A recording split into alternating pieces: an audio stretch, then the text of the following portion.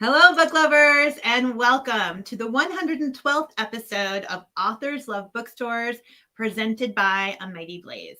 I'm your host today. My name is Kimberly Hensle Lowrance. For the past 2 years, I have virtually traveled across the US, Canada, and Great Britain with my partner, Joe Moldover, to support independent bookstores and the authors who love them. We do this by bringing to you conversations between authors and their favorite booksellers to shine a light on storytelling, creativity, and the small businesses that enrich our communities. I'm pleased today to travel with you to Washington, D.C. to welcome author Susan Coll. Here's her new book. I'm going to hold it up. And bookseller Anton Bogomazov. How'd I do, Anton? Great. No, really. We're very excited to have you both here today. And if you'll indulge me for just a minute, I'll do some introductions for our audience. So Susan Coll is the author of 6 novels, including the brand new release, Bookish People. Susan's writing has appeared in the Washington Post, the New York Times, the Millions, the Atlantic, NPR. It's a very long list of publications where you can see her writing. Her earlier novel, Acceptance, was made into a TV movie. That was exciting. I was watching, and we have a clip actually we can put below that starred like Joan Cusack, who is hilarious and wonderful. Susan is the president of the Penn Faulkner Foundation. She is the recipient of a 2020 grant from the DC Commission on the Arts and Humanities. She teaches an intensive year-long novel workshop at the Writers Center. And that's all of this. And she also had worked as the events and programs director at Politics and Prose Bookstore in Washington, D.C. for many years. And she's now affiliated with the store in a part-time capacity as the events advisor, in addition to all of the writing. So, welcome, Susan. Thank you. Thanks for that intro. Anton has been a member of the Politics and Prose team for 11 years. And he is now a buyer for the store. Politics and Prose was founded in 1984 and has changed ownership over the years and has expanded. It has 3 branches and a main branch and then 2 more branches in the DC area and over 100 employees. The mission of Politics and Prose is to cultivate community and strengthen the common good through books, programs, and a respectful exchange of ideas. Welcome to you both. Thank you. Thanks. So to our audience, if you have a question for Susan, for Anton, please post it below in a comment and we'll get to as many as we can later on. Okay, Susan, we should start by saying that Bookish People takes place in a bookstore. So there are a lot of booksellers, book buyers, customers, events coordinators, book owners. So this is a love letter to bookstores and a love letter to people who love books, I think. Yes. And I would imagine when you were writing this book, research process was pretty easy because you have extensive experience. So can you tell us a little bit about your connection to Politics and Prose? What makes this bookstore so special? And answer the question I know everyone wants to know is the bookstore in this book Politics and Prose? Well, thank you. That's a great intro and a lot of questions. I started working there about 11 years ago, pretty much the same time Anton did. So we've known each other a long time. It was kind of an honor and a dream to work there because I've lived in DC now something like 20 years, but my time, leading up to that, that's the bookstore, that I always shopped at and held in high esteem, and just the idea of working there, working in a bookstore seemed, like a dream. And this was a fun job that I kind of stumbled into.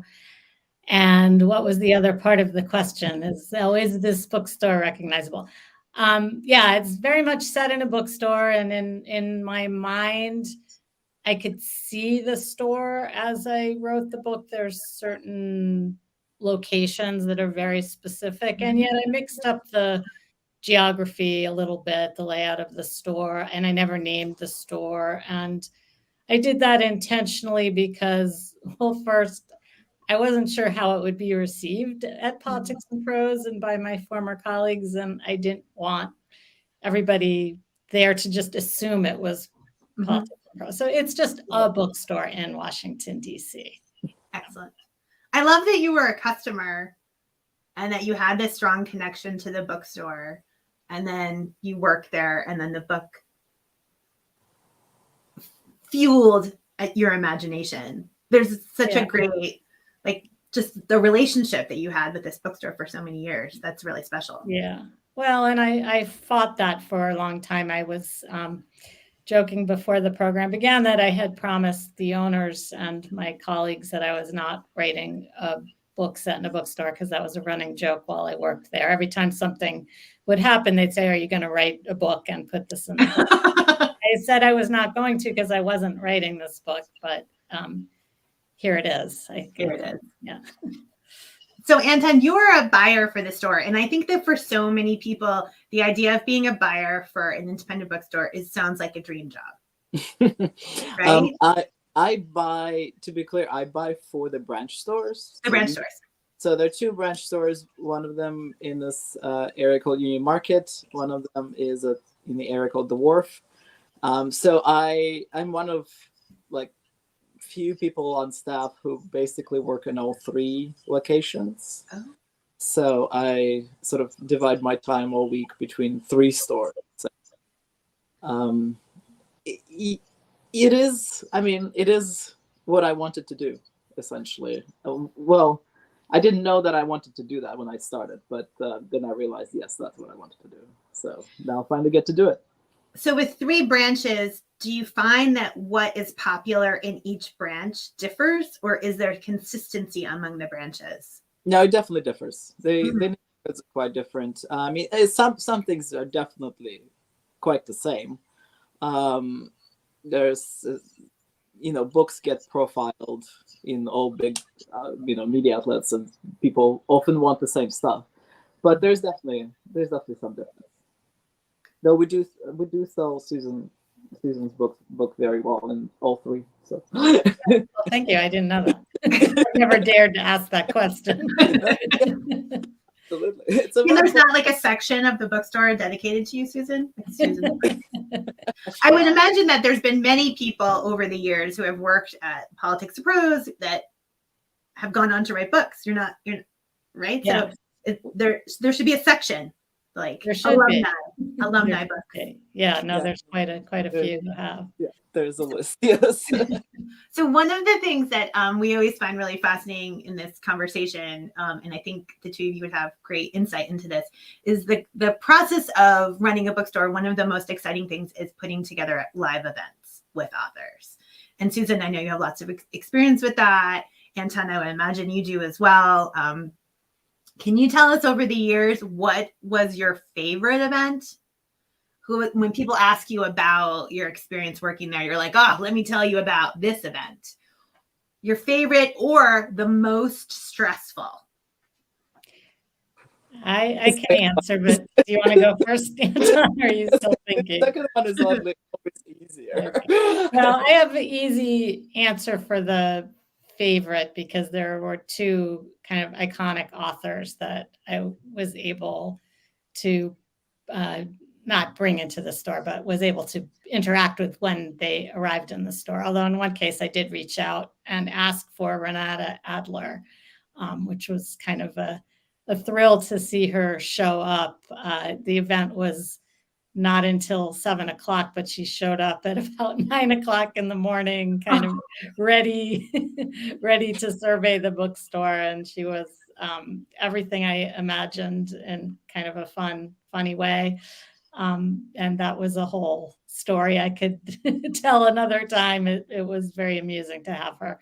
But hosting Joan Didion was kind of a dream for me. I had just started at the store, and they'd already scheduled that one, but they knew that I loved her. I was also, a fair amount older than most of my fellow booksellers. So, for me, I'd grown up reading Joan Didion. So just being able to be in the same room with her, I was very quiet around her. I didn't want to, ask her any questions or bother her. She was there to talk about a memoir about grief. And so I just tried to I brought her soup and helped her sign books, and she was lovely, and I will cherish that memory.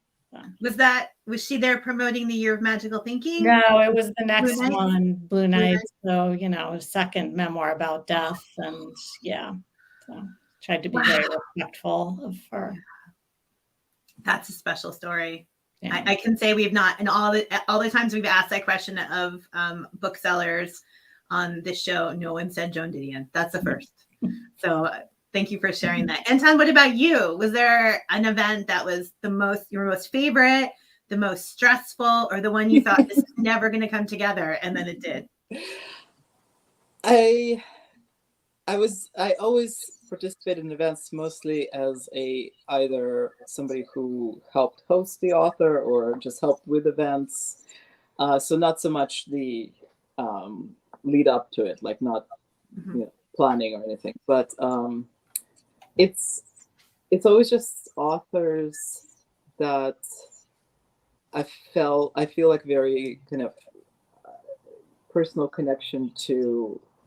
So it's like it's not like one singular event. I can name a number of people who have had events at PMP that I love when they come back for the next book, and I hope that they will come back for the next book. So one of them was Alexander Chi. We had him for Queen of the Night. Then we had him for How to Write an Autobiographical Novel. So I hosted both times, and he's a lovely human. Garth Greenwell is another person who is absolutely an incredible writer and such a good speaker also.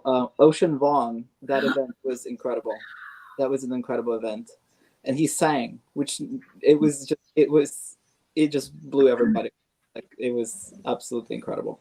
So yeah, it's not even necessarily like the biggest events or like the most, I don't know, well-known, I don't know, big names. It's always just like if you love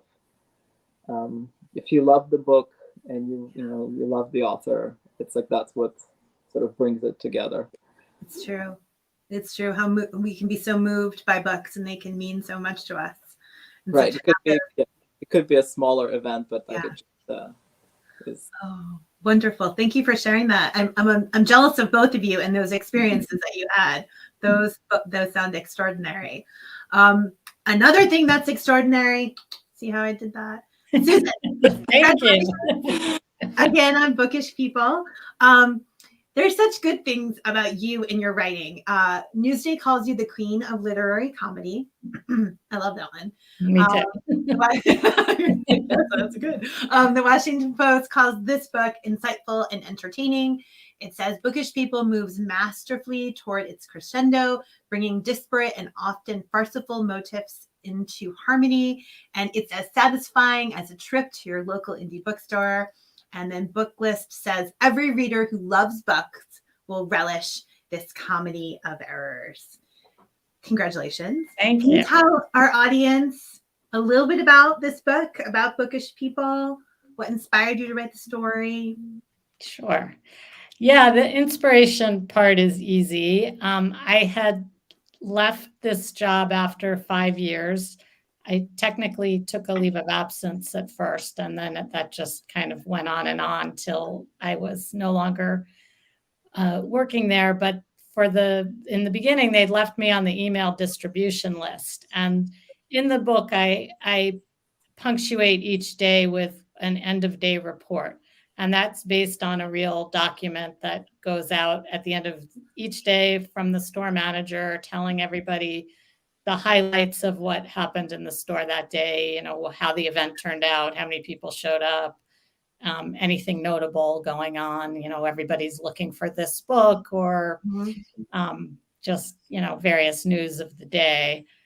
And as I was reading these with more and more distance from it involving me, I was starting to read them as like little works of literature each day, and noticed how often the vacuum cleaner was coming up in these reports, that the vacuum cleaner was broken, or, some of them were kind of, I don't know if they actually said this or I just reimagined them as saying this, but, no, like the vacuum cleaner is working again. You just need to kick it a few times, or just the comedy of that started to accumulate. And I thought, I think this is a comic novel after all. And there is at the center of this book a vacuum cleaner that plays an important role. So that was the inspiration. And then, the rest was, I won't say easy, because it was more of a challenge than it might look, just in terms of the timeline that I set up for myself. It's set during 1 week in August, the week of Charlottesville. So it begins the day of the riot in Charlottesville, and then it ends 10 days later with the solar eclipse. So I thought those were kind of significant events to bookend the novel with. I always thank you for that description. I'm fascinated to hear that the misbehaving vacuum cleaner can be like a real thing in the life of politics and prose. Although I've been told I'm no longer on that distribution list, but I've been told that the vacuum now works. I don't know if it's less of a problem these days.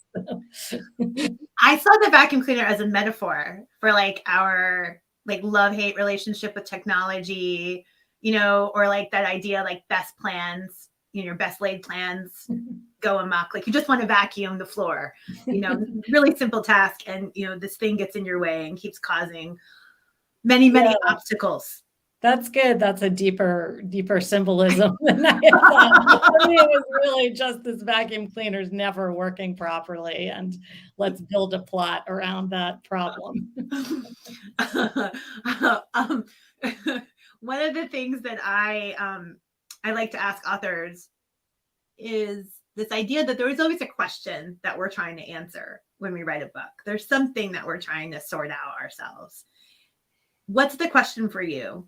Like, is that true in this case? And if so, what's the question that you're trying to answer with Bookish People?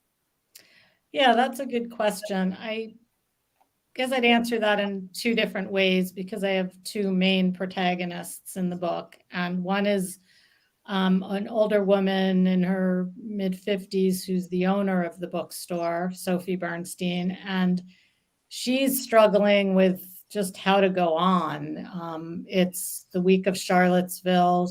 She's recently widowed.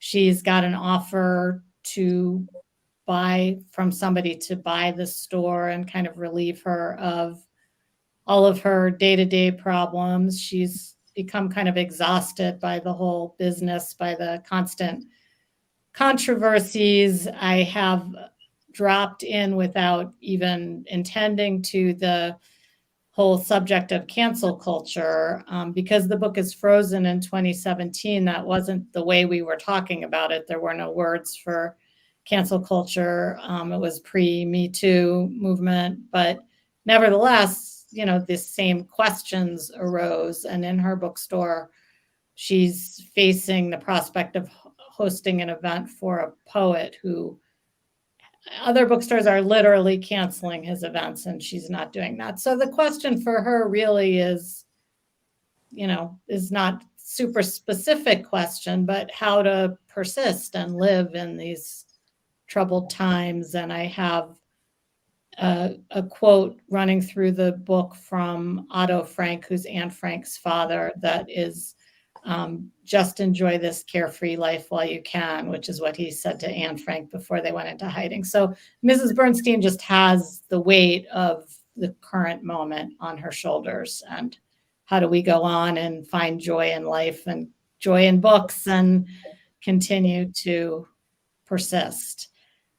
And then I have a younger protagonist who's the events manager just out of college. Her name is Clemmy. And I think she's wrestling with a more personal question to do with the identity of her father, who may or may not be this canceled poet. So and I don't make a mystery of that. I kind of lay that out right at the beginning.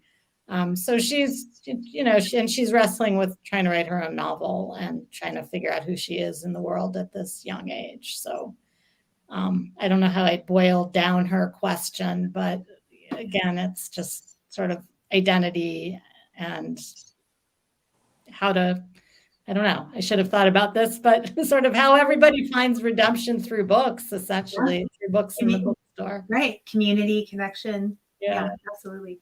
So the book, Bookish People, is funny. There were a couple of times when I definitely, excuse me, laughed out loud. Obviously, we have a misbehaving vacuum. There's also a very lovely tortoise named Kurt Vonnegut Jr. So there's like lots of things, like little tweaks and moments in the book that are really funny. But there's also this undercurrent of loss and sadness. As you mentioned, Sophie is trying to figure out her life after a big loss in her own life. Charlottesville is in the background. And Sophie in particular is very worried about that and concerned about that in a way that you would think someone who is older, who has had more life and more distance and can see the bigger picture, is worried about that. And I found that really interesting, your decision to blend humor with sort of the sadness of life, or some of fears that we all face. And I wonder what advice you have for writers hoping to do the same in their project. How might you balance the two in a novel or in a short story? How do you make sure that they have equal weight? A book doesn't become too funny, doesn't become too sad, that there is balance to your story?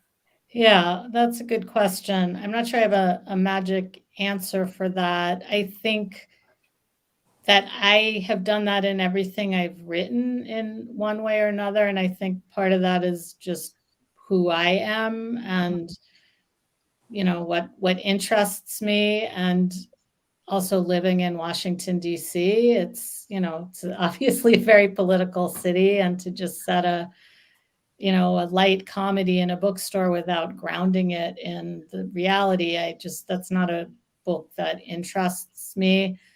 I think in some ways, counterintuitively, it might be, I probably would have more success if I didn't do that, because I often hear from readers that they pick up a book like this and it's got this very fun cover, and it doesn't really indicate that it's going to have any kind of serious content. So I think some readers would like to read fiction and just have an escapist experience, which is not entirely what's happening in this book. But I can't help, it just is what comes out of me, is this very screwball piece and then this more serious piece. And in my very first book, which was called KarlMarx.com, which was meant to be it started off as a historical novel about Karl Marx's daughter who committed suicide. And as I showed it to agents and then publishers, people thought it was funny and asked me to lean into the comedy more. And then one of the first reviews I got, I think it might have been the New York Times review, called it screwball, and I started to just accept. I fought against that for a while, but I've just kind of leaned into, that's what comes out of my head. So. Great, thank you. Anton, what happened when you read Bookish People? Did you say, oh, that's me on page 42? Or that's like Joe from purchasing? Or like, I'm never speaking to Susan again. Did you? I have to say, Susan is such a good writer that it is both too real, like, to read this book. Like, I open it like, oh my God, I know how this goes. Like, I can totally envision all this happening. Like, it's complete chaos, yes. And at the same time, she's so good that you can't just recognize anybody as, that person or this person, because, Susan may be using sort of real people as a basis, but at the same time, her fake people are not just one-to-one kind of, copy of real people. So no, there's no, there's not like a one-to-one list that I can show you of people who are in this book. So, but it is, the bookstore working in the bookstore parts are really too real. If you're a bookseller, you should read this just to see how a chaotic day, you can appreciate the days that you don't have that happening, I guess. But it's very real. at the same time not real, because it is just so screwball that so many things go wrong. Yeah. That's like, well, definitely this is fiction, but Well, thank you for saying that, Anton. I I'll think just add, like, that wasn't, I never even really occurred to me to try to put any of my colleagues or former colleagues in there, because this will sound really cheesy, but it's true. I really love everybody that I work with. And that's part of why it's fun to be back and part of why I wrote this book. So I really didn't have any, I think one person there was really worried that I remembered some incident, that was not a good incident, and that would be in the book. And I don't even remember. So that was not, I had no agenda in writing this. I think that the word, Anton, they use chaotic, that felt like that came out of this for me, was this idea that many people think a bookstore is glamorous, right? Like, I'm going to wear pretty sweaters and drink my coffee and, talk about John Irving all day. Like, I'm going to have this like really easy life running a bookstore, but it is actually incredible hard work. One thing that's come across as we've done the show over the past 2.5 years, it's hard work, and you are serving your community. And that means that your community comes through your door all the time, and it can be unpredictable. Right. Yeah. And I think that's maybe also one of the questions of the book, is like, is bookselling kind of like a labor of love, or is it like sometimes just a job? It's a job, and it's a hard job. You have to put out chairs, you have to take the books out, you have to do this, you have to do that. And especially as we're heading into like the December book avalanche, as it were, it becomes more and more like every day seems to be books. In fact, I like the part where I think at some point Sophie talks about physicality of books, how she used to think like they were such, they're books, and now they just sometimes feel like objects, just like you move from one place to another. You lift a box and you shoulder, wrench your shoulder lifting a box, and you're like, books, they're just books. So I think that's like one part we get when you're a bookseller. Books are still like something that you love, but at the same time, sometimes books are something that you just like, oh my God.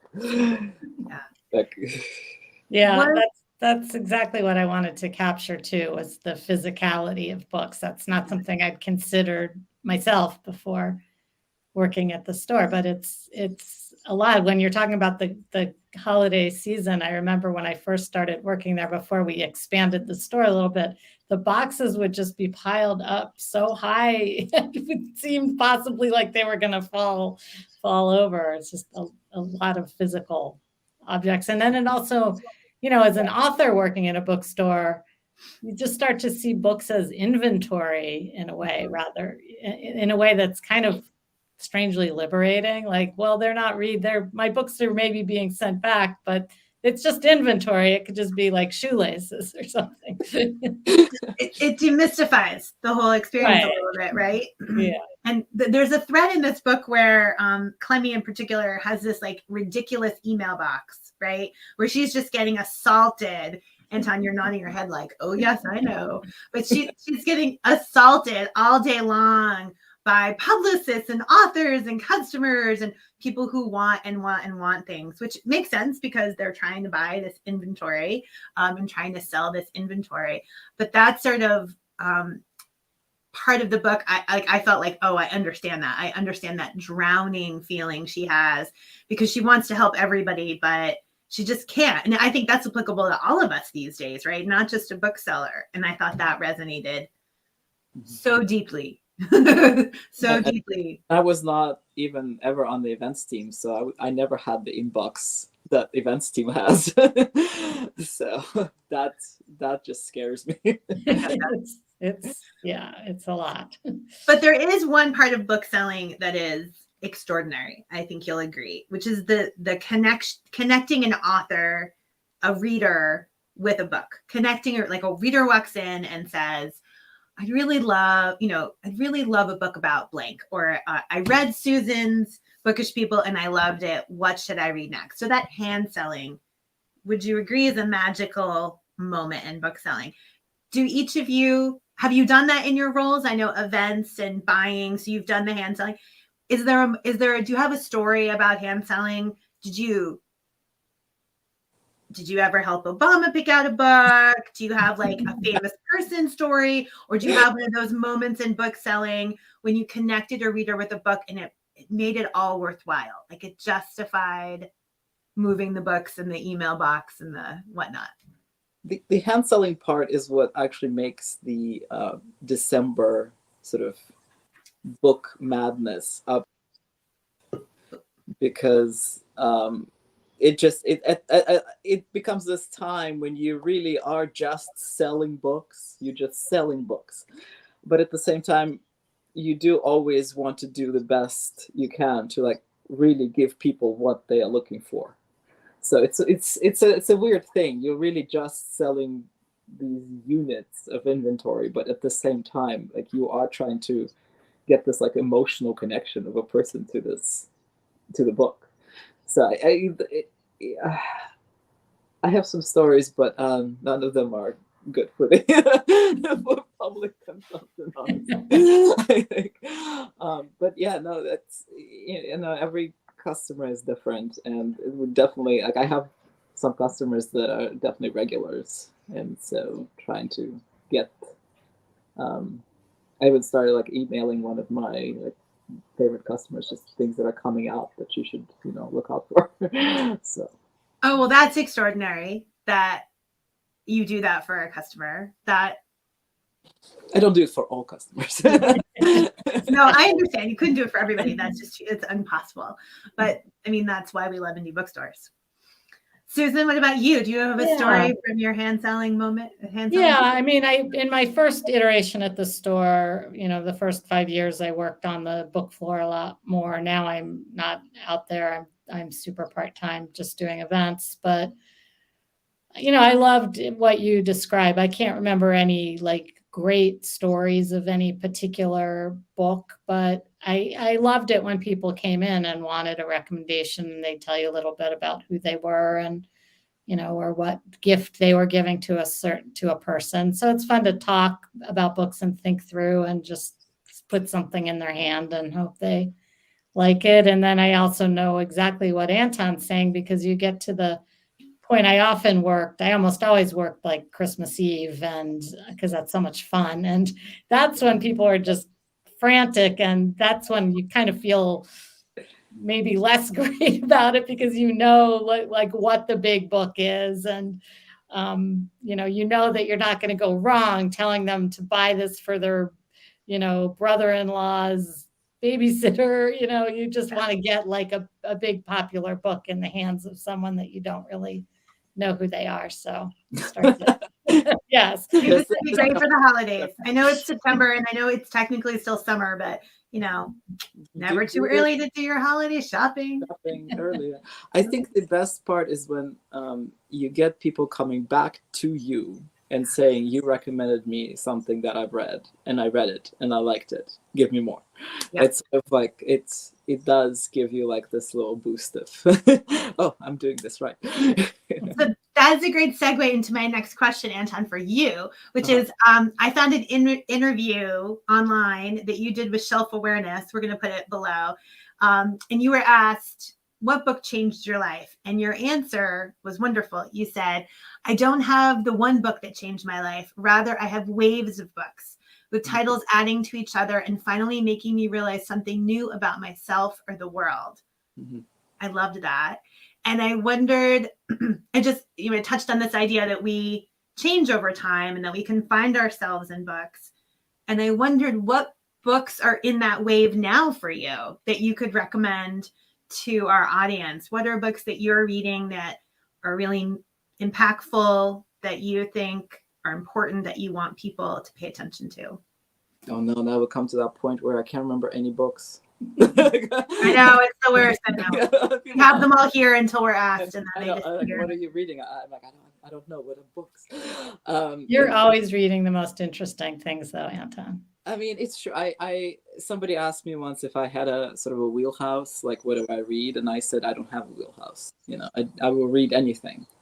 I will go from bookish people to, I don't know, some history book to, so it's really just, I do have a few favorite books if you guys want to know. Yes, please. We'll put the links below, so please. Yeah. So one is When Women Were Dragons by Kelly Barnhill. It is really cool. It is sort of alternative history that starts in 1950s, where a whole bunch of women actually turned into dragons and just left their families, their jobs if they had them, their like ordinary life behind.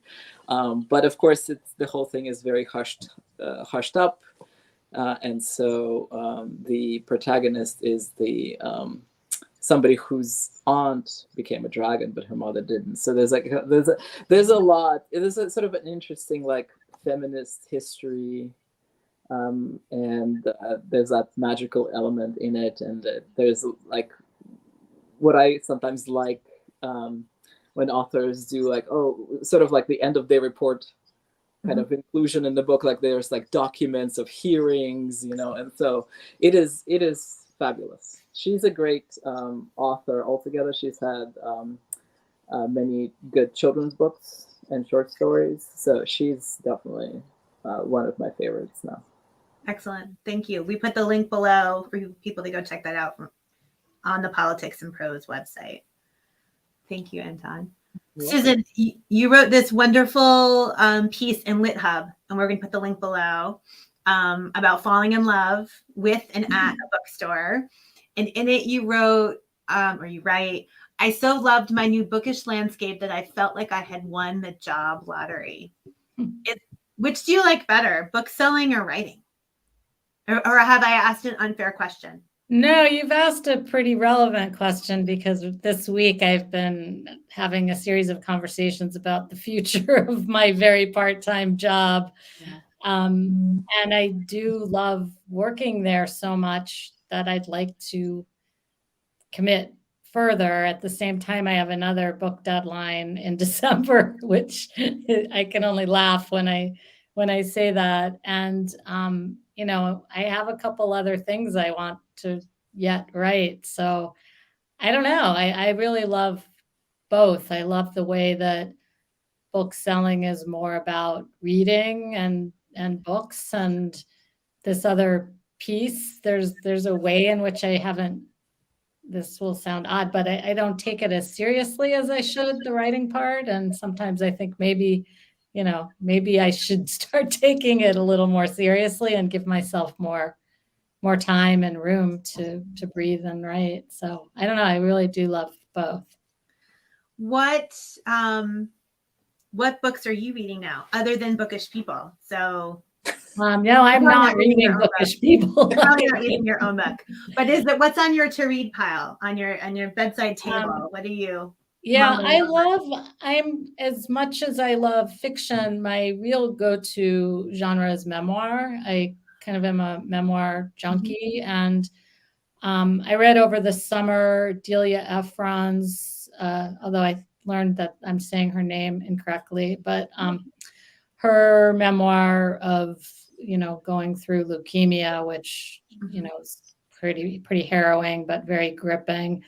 I just finished, I'm reaching for it, this really astonishing memoir. I met her at the National Book Festival, Diana Goetsch, if I'm saying her name right. And it's called This Body I Wore. And I would have to say it felt really kind of life-changing to me. And it's a trans memoir of her journey to becoming a woman, but the topics, the way it just touches on identity and owning your story, and just she's a poet as well, and there's snippets of the poetry in there, and it's exquisite. So that is part of what's making me say I want to take my writing more seriously and like really give myself room to try to write like that. But also in the memoir genre, also on my bedside table now, where I've dipped into it, is Bomb Shelter, which the collection of essays,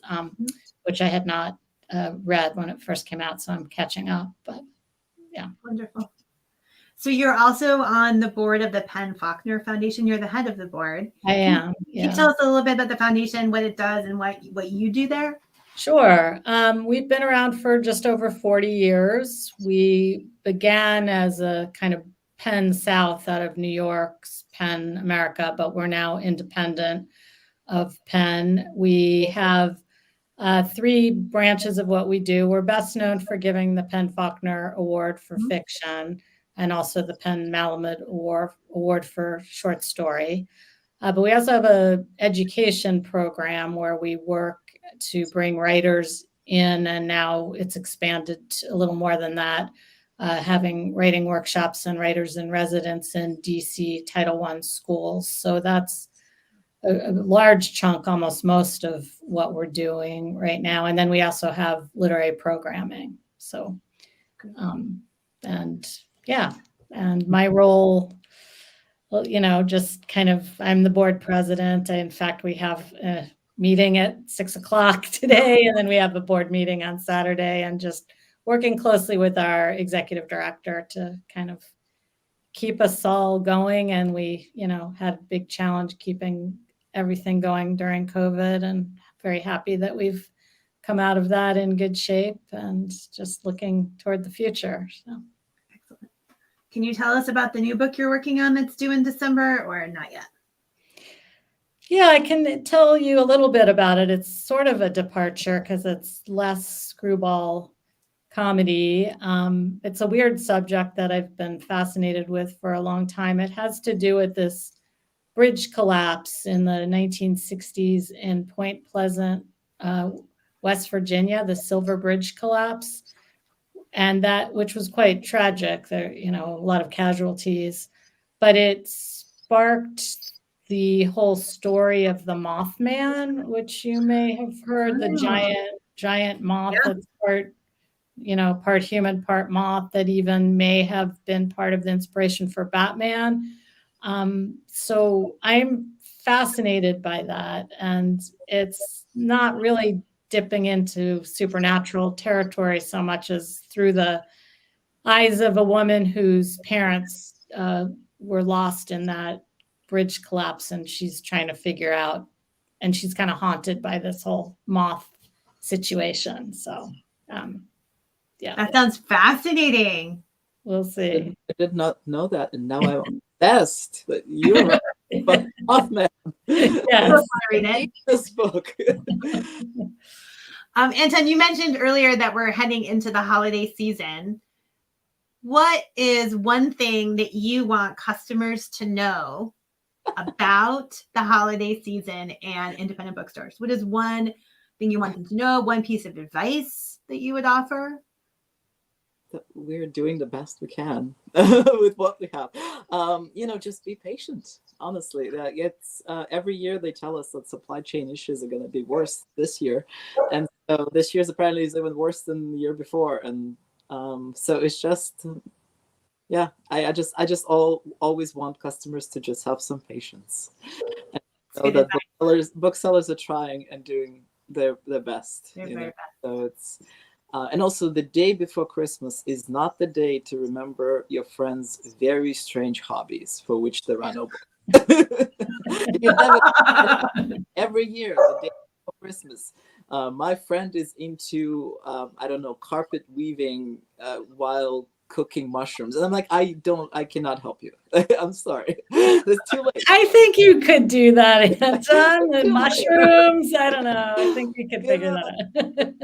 All together, I'm like, you have thought about this too late. So plan ahead and be patient. Yeah, basically. Yeah, and if you want to do your holiday shopping now, absolutely do it. So we are very happy if you do it now. Susan, I hear your dog is agreeing with Anton. Yeah, so my dogs also love Anton, so maybe they hear his voice. It could be that too. Yeah, yep. So we're coming to the end of the show, and Anton, the last question is always for the bookseller. Please finish this sentence for us. Working at a successful independent bookstore requires hard work, luck, and what else? So the combination is hard work, luck, and what else? What would I say? What else that will not sound very silly? I mean, you can say things like, excellent customer service and whatnot, but really, it's just you have to, at some point, just shed this idea that it's not going to be you've got mail. It's going to be much busier and much more work, just work. So yeah. Excellent. I guess that was a very long way to finish that sentence, but so it's No, not really a good sentence, but oh well. No, it's good. Thank you. I appreciate it. Thank you so much for being with us today. It was a pleasure to get to know both of you, to talk about bookish people and politics and prose. Susan, congratulations. I hope there's much, much success for you with this book and the new one. I will keep an eye out for it. That sounds fascinating. Thank you. This was really fun. Thank you for having us on. Thank you so much. Absolutely. To our audience, if you like today's show, and we certainly hope that you did, please subscribe to A Mighty Blaze on Facebook to get notified about all of our author interviews, or hop over to our website, amightyblaze.com, to sign up for our newsletter, which goes out every Monday and gives you the rundown of all of our interviews for the week. Join us back here next week, next Wednesday, 4 p.m. Eastern Time, for our 113th episode of Authors Love Bookstores. Until then, be well and keep reading. Thank you.